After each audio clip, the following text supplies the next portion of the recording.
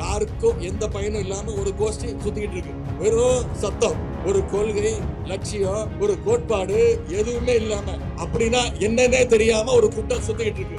அரசியல்னா ஏதோ என்டர்டைன்மெண்ட் நினைச்சிட்டு இருக்காங்க. தமிழ்நாட்டுக்கு டபுள் இன்ஜின் சர்க்கார் வேணும்னு திரு மோடி சொல்றாங்க. திரு மோடி அவர்களே, முதல்ல உங்க வண்டியோட டயர்களை பாருங்க. தமிழ்நாட்டுல நீங்க கூட்டி சேர்ந்துக்கக்கூடிய எல்லாருமே பஞ்சரான டயர்கள். நீங்க எல்லாம் முரட்டு பக்தர்கள் கேள்விப்பட்டிருப்பீங்க, முரட்டு தொண்டர்கள் கேள்விப்பட்டிருப்பீங்க. எங்கேயாவது திரு எடப்பாடி பழனிசாமி மாதிரி ஒரு முரட்டு அடிமையை எங்கேயாவது பார்த்திருக்கீங்களா? சாடிக்கு ஏத்த மூடின்னு சொல்லுவாங்க. மோடிக்கு ஏத்த அடிமையாக இன்று திரு எடப்பாடி பழனிசாமி அவர்கள் ஒரு சிறந்த அடிமையாக விளங்கி கொண்டிருக்கிறார். என்னுடைய தமிழ்நாட்டு மகளிருக்கு 1000 ரூபாய் கொடுக்கறது நிப்பாற்றியா, நான் 5000 கொடுக்கிறேன்னு 2 நாளுக்கு முன்பு 5000 ரூபாய் நம்முடைய முதலமைச்சர் அவர்கள் கொடுத்திருக்கிறார். பாசிஸ்டுகளும் அடிமைகளும் இன்னைக்கு வைத்தறிச்சல் இருக்கிறாங்க. என்ன பண்றதுன்னு தெரியாம முடிச்சுட்டு இருக்கிறாங்க.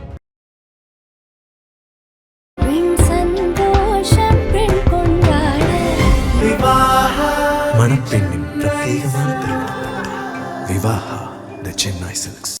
தஞ்சை வடக்கு மாவட்டம், மத்திய மாவட்டம், தெற்கு மாவட்டம், இன்னைக்கு 3 கழக மாவட்டங்களை சேர்ந்த இளைஞரணி நிர்வாகிகள் உங்களை எல்லாம் ஒரே இடத்துல சந்திப்பதில் மிகுந்த மகிழ்ச்சி. இளைஞரணிக்கு பொறுப்பு போட்ட பிறகு, நியமிக்கப்பட்ட பிறகு, முரசொலியில் அறிவிப்பு வந்த பிறகு ஒவ்வொரு மண்டலமா நிர்வாகிகள் சந்திப்பை நடத்திட்டு வரோம். ஒரு மாதத்திற்கு முன்பு திருவண்ணாமலையில வடக்கு மண்டல நிர்வாகிகள் சந்திப்பை ஒரு மாநாடு போல நடத்தி முடிச்சோம். கழக தலைவர் அவர்கள் வந்து உரையாற்றினார். ஒரு வாரத்திற்கு முன்பு விருதுநகர்ல தெற்கு மண்டல நிர்வாகிகளை தலைவர் அவர்கள் பேசி அவங்களை எல்லாம் ஊக்கப்படுத்தினார். அந்த வரிசையில இன்னைக்கு மற்ற மண்டலங்களுக்கெல்லாம் போய் மண்டலமா நடத்தணும். ஆனா இன்னைக்கு தஞ்சாவூருக்கு நானே நேர்ல வந்து உங்களை எல்லாம் நேர்ல சந்திக்கின்ற அந்த வாய்ப்பை பெற்றிருக்கின்றேன். நன்றி சொல்வதற்கும் வந்திருக்கின்றேன்.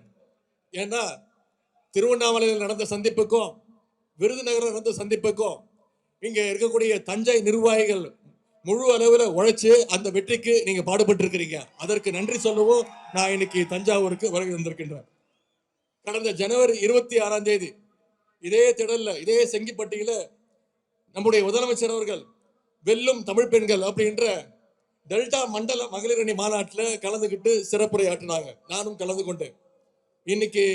அன்னைக்கு மகளிரணி சார்பாக அந்த நிகழ்ச்சி நடந்தது. இன்னைக்கு இளைஞரணி சார்பாக அதே மாதிரி ஒரு நிகழ்ச்சி நடந்து கொண்டிருக்கிறது.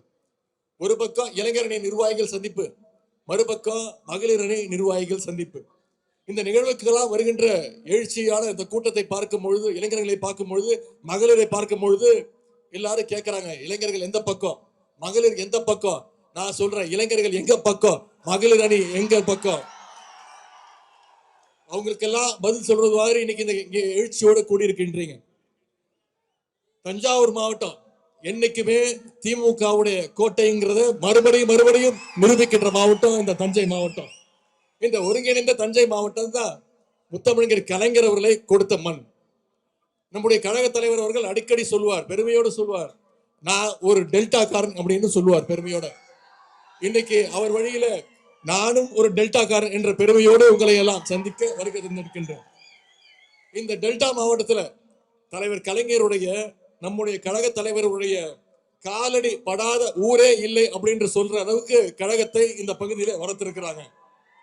1962 திராவிட முன்னேற்ற கழக சந்திச்ச 2வது சட்டமன்ற தேர்தலில் கலைஞர் அவர்கள் இதே தஞ்சாவூர் தொகுதியில் நின்றுதான் சட்டமன்ற உறுப்பினராக வெற்றி பெற்றார்.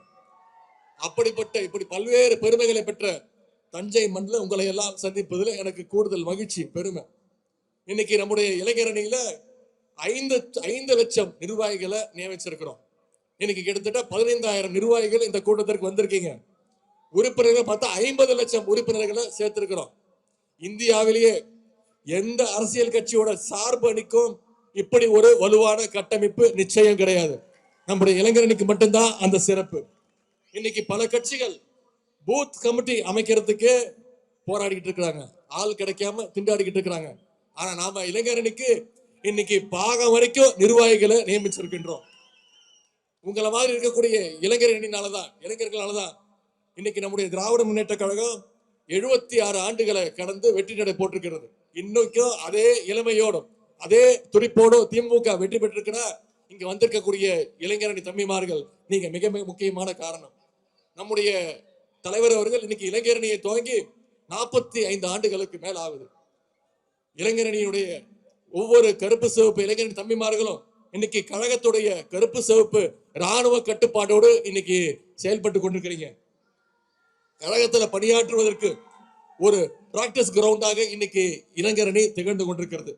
ஆட்சியிலும் சரி கட்சியிலும் சரி இன்னைக்கு மிக மிக முக்கிய பொறுப்புகள் இருக்கின்ற பலர் நம்முடைய இளைஞரணியில பிராக்டிஸ் பண்ணி ட்ரைனிங் எடுத்துக்கொண்டு போனவங்க தான். உதாரணத்திற்கு தமிழ்நாட்டில் இருக்கக்கூடிய பல ஒன்றிய செயலாளர்கள், மாவட்ட செயலாளர்கள், அமைச்சர் பெருமக்கள், சட்டமன்ற நாடாளுமன்ற உறுப்பினர்கள், மக்கள் பிரதிநிதிகள், மேயர்கள்னு இன்னைக்கு இளைஞரணியிலிருந்து உருவாக்குனவங்க தான் இன்னைக்கு பணியாற்றிட்டு இருக்காங்க. இன்னும் பெருமையோடு சொல்லப்போனா இன்னைக்கு தமிழ்நாட்டுடைய முதலமைச்சரை கொடுத்ததோ திமுகவுடைய நம்முடைய இளைஞரணி தான் என்று சொன்னால் அது நமக்கு தான் பெருமை. அப்படிப்பட்ட இளைஞர்கள் இருப்பது நமக்கெல்லாம் பெருமை. இன்னைக்கு நம்முடைய திராவிட மாடல் அரசுடைய திட்டங்களை ஒட்டுமொத்த இந்தியாவும் திரும்பி பார்த்து பாராட்டிக்கிட்டு இருக்கு. பல்வேறு திட்டங்கள், மகளிருக்கு விடியல் பயண திட்டம், பள்ளி குழந்தைகளுக்கு முதலமைச்சருடைய காலை உணவு திட்டம், அரசு பள்ளியில படிச்சு உயர்கல்வி படிக்க போற மாணவிகளுக்கு புதுமை பெண் திட்டம், மாணவர்களுக்கு தமிழ் புதல்வன் திட்டம், நாடு முதல்வன் திட்டம். இன்னைக்கு தமிழ்நாடு முழுக்க நம்முடைய முதலமைச்சர் அவர்கள் 10 லட்சம் மாணவர்களுக்கு இலவச லேப்டாப்களை கொடுத்துட்டு இருக்கிறார். இப்படி பல்வேறு திட்டங்களை நம்முடைய முதலமைச்சர் அவர்கள் சொல்லி செஞ்சு காட்டிருக்கிறார். இதற்கெல்லாம் மகுடமைச்சது மாதிரி ஒரு திட்டம், அதுதான் கலைஞர் மகளிர் உரிமை திட்டம். இன்னைக்கு இந்தியாவே திரும்பி பார்க்க வச்ச ஒரு திட்டம். 1,31,00,000 மகளிருக்கு மாதம் 1000 ரூபாய் நம்முடைய தலைவர் அவர்கள் வழங்கி வருகின்றார். இந்த தஞ்சாவூர் மாவட்டத்தில் மட்டும் ஒவ்வொரு மாசமும் சுமார் 5 லட்சம் மகளிர் இந்த மகளிர் உரிமை திட்டத்தின் கீழே பயன்பட்டுக்கிட்டு வராங்க. தமிழ்நாட்டு மகளிருக்கு உரிமை தொகை கொடுக்கிறது சிலருக்கு பிடிக்கல, பாசி சக்திகளுக்கும் அடிமைகளுக்கும் இது பிடிக்கல. எப்படியாவது இது தடுத்து நிப்பாட்டணும்னு முயற்சி பண்றாங்க. பாஜகவை சேர்ந்த ஒரு வழக்கறிஞர், ஒரு பேர் அஸ்வினி குமார் உபாத்யாய், போய் உச்ச நீதிமன்றத்தில் ஒரு வழக்கு தொடர்ந்திருக்கிறார். சட்டமன்ற தேர்தலுக்கு முன்பு எப்படியாவது உரிமை திட்டத்தை நிப்பாட்டணும். இந்த செய்தி தலைவருக்கு வந்தோடனே, நீ என்னுடைய தமிழ்நாட்டு மகளிருக்கு 1000 ரூபாய் கொடுக்கறது நிப்பாட்டுறியா, நான் 5000 கொடுக்கிறேன்னு 2 நாளுக்கு முன்பு 5000 ரூபாய் நம்முடைய முதலமைச்சர் அவர்கள் கொடுத்திருக்கிறார். பிப்ரவரி மாசம், மார்ச் மாசம், ஏப்ரல் மாசம் 3 மாசத்துக்கு சேர்த்து 3000. கோடை காலத்திற்கு ஸ்பெஷல் இன்சென்டிவாக 2000, மொத்தம் 5000 ரூபாய் நம்முடைய தலைவர் அவர்கள் கொடுத்திருக்கிறாங்க. கடந்த 2 மாசத்துல மட்டும், போன மாசம் பொங்கலுக்கு 3000 ரூபாய், மகளிர் தொகை உரிமை தொகை 1000 ரூபாய்னு கடந்த 2 மாசத்துல மட்டும் 9000 ரூபாய் நம்முடைய தலைவர் அவர்கள் தமிழ்நாட்டு மக்களுக்கு கொடுத்திருக்கிறார். தமிழ்நாடு முழுக்க மகளிர் இப்பொழுது மிகுந்த மகிழ்ச்சியோடு இருக்கிறாங்க. பாசிஸ்டுகளும் அடிமைகளும் இன்னைக்கு வைத்தறிச்சல் இருக்கிறாங்க, என்ன பண்றதுன்னு தெரியாம முடிச்சுட்டு இருக்கிறாங்க. ஆகவே இங்க இருக்கக்கூடிய நம்முடைய அரசு தொடர வேண்டும். இப்படி பல்வேறு திட்டங்களை நம்முடைய தலைவர் அவர்கள் கொடுத்துக்கிட்டு இருக்கிறார். அது மட்டும் இல்ல, அடுத்த மாசத்திலிருந்து நம்முடைய முதலமைச்சர் அவர்கள் இன்னொரு வாக்குறுதி கொடுத்திருக்கிறார். மீண்டும் தமிழ்நாட்டில் அமைய போவது திராவிட மாடல் அரசு தான், 2.0 அரசு தான். மகளிருக்கு 1000 ரூபாய் உரிமை தொகையை 2000 ரூபாயாக உயர்த்தி கொடுப்பேன் நம்முடைய தலைவர்கள் உறுதிமொழி கொடுத்திருக்கிறாங்க. இப்ப ஒட்டுமொத்த சங்கை கூட்டமும் அடிமை கூட்டமும் கதறிக்கிட்டு இருக்கு. இந்த தஞ்சாவூர் மாவட்டத்திற்கும் பல்வேறு திட்டங்களை நம்முடைய அரசு செஞ்சு கொடுத்திருக்கிறது. ஒரத்தநாடு வட்டம் பஞ்சநதி கோட்டை கிராமத்துல 1,41,00,000 ரூபாய் செலவுல நேரடி கொள்முதல் நிலையம் அமைக்கப்பட்டிருக்கு.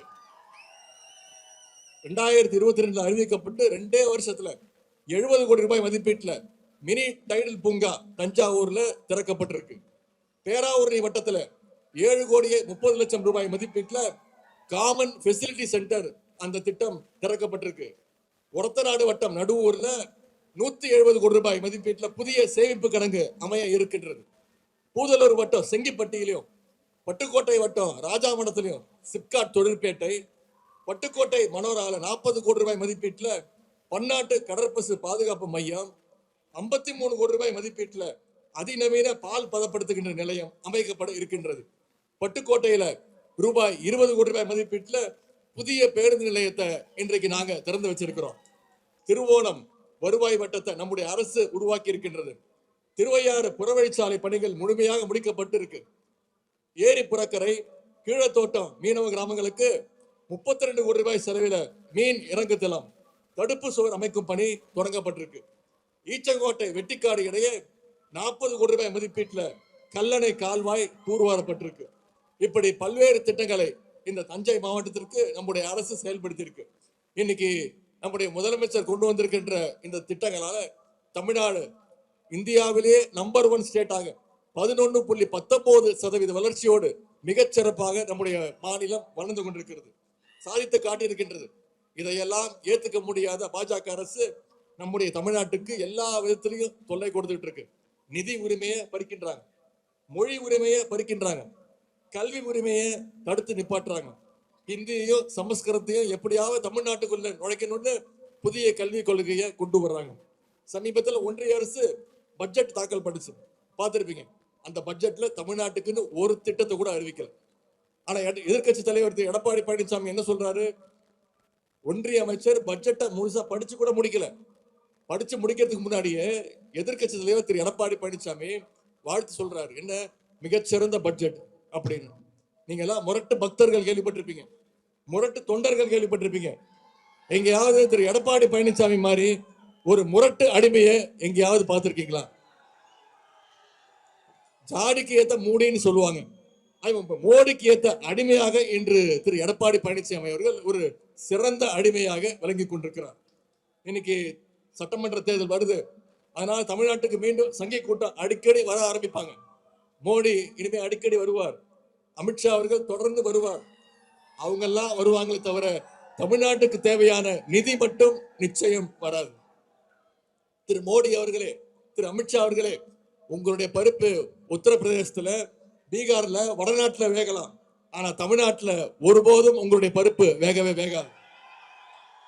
இன்னைக்கு பாஜக அதிமுகவோட கூட்டணி வச்சிருக்கிற கட்சிகள், கூட்டணி வச்சிருக்கக்கூடிய தலைவர்கள், நீங்களே யோசிச்சு பாருங்க.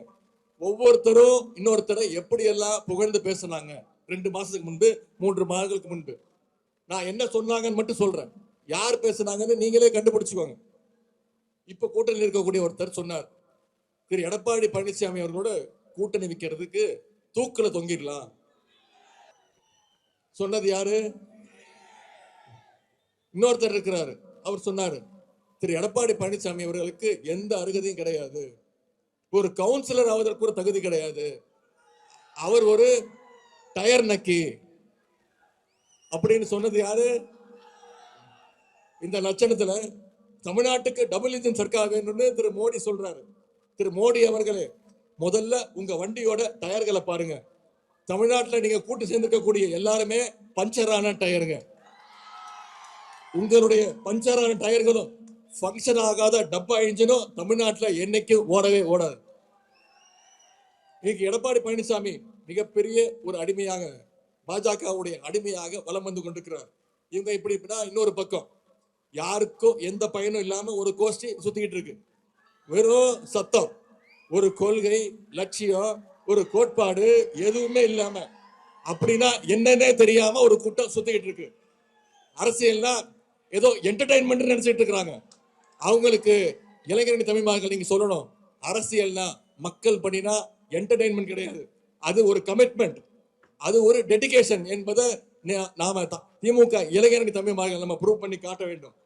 இந்த கமிட்மெண்ட்டும் டெடிகேஷனும் இல்லாத அந்த கூட்டத்தை வச்சுக்கிட்டு யாராலையும் எதுவும் சாதிக்க முடியாது.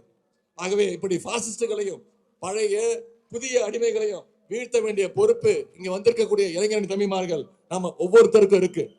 டெல்லிக்கும் தமிழ்நாட்டுக்கும் இடையே நடக்க போற போர் தான் வருகின்ற சட்டமன்ற தேர்தல் என்பதை நாம மனசில் வச்சுக்கிட்டு செயல்பட வேண்டும். இந்த போர்ல தமிழ்நாட்டை காக்க போகின்ற முன்கள பணியாளர்கள், சோல்ஜர்ஸ் நீங்க தான், முன்கள வீரர்கள் நீங்க தான்.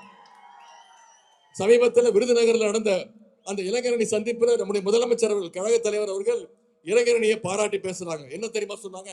இளைஞரணினா பிரம்மாண்டம் அப்படின்னாங்க.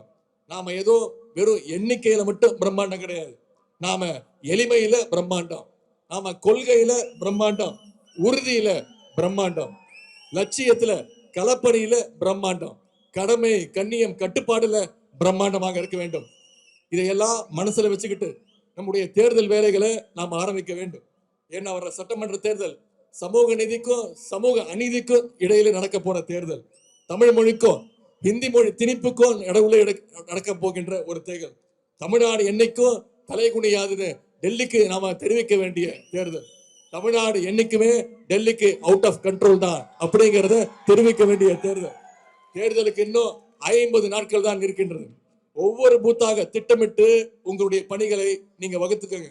ஒவ்வொரு வீடா ஏறி இறங்குங்க. ஒவ்வொரு வாக்காளரையும் சந்திச்சு பேசுங்க. நம்ம கிட்ட சாதனைகள் இருக்கு, வரலாறு இருக்கு. மக்களை போய் தைரியமா சந்திச்சு நம்முடைய சாதனைகளை வரலாறை சொல்லி பேசுங்க. நீங்க சொன்னா கேட்கிற மாதிரி 50 இருந்து 60 பேரை உங்க பக்கம் நீங்க திரட்டி வச்சுக்கோங்க. உங்களுடைய பகுதிகளில் உருவாக்குங்க. உங்களுடைய உழைப்புக்கான அங்கீகாரத்தை நம்முடைய முதலமைச்சர் அவர்கள், கழக தலைவர் அவர்கள் நிச்சயம் சரியான நேரத்தில் உங்களுக்கு தருவாங்க. இளைஞர்கள் தான் பல்வேறு புரட்சிகளை, மாற்றங்களை நடத்தி காட்டியிருக்காங்க. அதனாலதான் என்னுடைய கொள்கைகளை அடுத்து வரும் தலைமுறை நிறைவேற்றணும்னு தந்தை பெரியார் அவர்கள் சொன்னார். என்னுடைய லட்சியங்களை எனது தம்பிமார்கள் நிறைவேற்றுவாங்கன்னு பேரறிஞர் அண்ணா அவர்கள் சொன்னார். எனக்கு பிறகு திமுக கழகத்தை என்னுடைய உடன்பிறப்புகள் காப்பாற்றுவாங்கன்னு டாக்டர் கலைஞர் அவர்கள் சொன்னார். அதனால்தான் நம்முடைய தலைவர் அவர்கள் பெருமையா சொன்னார், என்னுடைய மூத்த பிள்ளை இளைஞரணி தான் என்னுடைய மூத்த பிள்ளைன்னு பெருமையோடு நமக்கு சொன்னார். ஆகவே நம்முடைய தலைவர்களுடைய வார்த்தைகளை நீங்க காப்பாற்றணும்.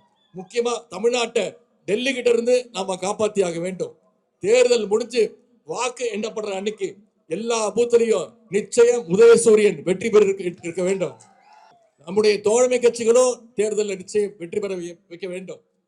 மோடி வந்ததும் உதயசூரியன் மணந்துருச்சுன்னு திரு எடப்பாடி பழனிசாமி அவர்கள் புதுசா ஒரு உருட்டிட்டு இருக்கிறார். பல்லாயிரக்கணக்கான இளைஞர் தம்பிமார்கள் இங்க வந்திருக்கீங்க. உங்க சார்பாக இந்த கூட்டத்திலிருந்து நான் சொல்றேன், எங்களுடைய உதயசூரியன் அப்படிங்கிறது ஏதோ வெறும் செவுத்துல எழுதி வைக்கின்ற வரையறைன்ற சின்னம் கிடையாது. உதயசூரியன் கழக உடன்பிறப்புகள் உங்க ஒவ்வொருத்தருடைய இதயத்தையும் ரத்தத்திலையும் ஊறி போன சின்னம் உதயசூரியன். அண்ணா கண்டெடுத்த சின்னம் உதயசூரியன். நம்முடைய கழக தலைவர் நமக்காக கட்டி காத்த சின்னம் உதயசூரியன். டாக்டர் கலைஞர் அவர்கள் நம்மகிட்ட கொடுத்த சின்னம் உதயசூரியன். அரசியல் அறிவே இல்லாத அடிமைகளும் அட்டைகளும் என்னதான் வளர்னாலும் புலம்புனாலும் களத்துல ஜெயிச்சு ஆட்சி அமைக்க போற சின்னம் உதயசூரியன். வர்ற தேர்தலில் 200 தொகுதிகளில் வெற்றி பெறணும். கழக தலைவர் அவர்கள் நமக்கு ஒரு டார்கெட் கொடுத்திருக்கிறாங்க. அந்த டார்கெட்டை நோக்கி நம்முடைய இளைஞரின் தம்பிமார்கள் ராக்கெட் வேகத்துல நாம உழைக்க வேண்டும். 200 தொகுதிகள் பத்தாது, அதுக்கும் அதிகமான தொகுதியில் திராவிட முன்னேற்ற கழகம் நிச்சயம் ஜெயிச்சு காட்டும். அதற்கான தொடக்கமாக இந்த தஞ்சாவூர் மாவட்டத்தில் இருக்கக்கூடிய 8 தொகுதியிலையும் நம்முடைய உதயசூரிய சின்னம் ஜெயிச்சு காட்ட வேண்டும். இந்த தேர்தலில் திமுக கழகம் ஜெயிச்சா இந்த தேர்தலில் தமிழ்நாடு ஜெயிச்சதற்கு சமம். கழகம் 7வது முறையாக ஆட்சி அமைக்கணும்னா, நம்முடைய தலைவர் தொடர்ந்து 2வது முறையாக முதலமைச்சர் நாற்காலில் உட்காரணும்னா, நாம் அனைவரும் ஒற்றுமையோடும் உறுதியோடும் உழைப்போம். தலைவர் தொடரட்டும், தமிழ்நாடு வெல்லட்டும். நன்றி, வணக்கம்.